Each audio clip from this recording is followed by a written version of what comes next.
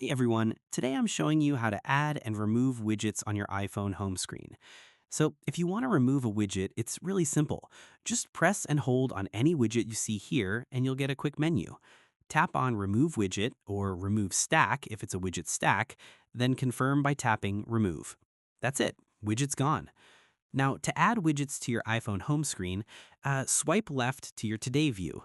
You'll see various widgets here that you can drag directly onto your iPhone home screen. Just press, hold, and drop it wherever you want. For more widget options, press and hold on any empty space on your iPhone home screen, tap the Edit button in the top left corner, tap on Add Widget, and you'll see all available widgets.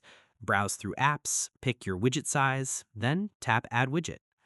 And that's how you customize your iPhone home screen with widgets. Quick, easy, and makes your iPhone way more functional. Thanks for watching ClickFix. Don't forget to like and subscribe for more iPhone tutorials.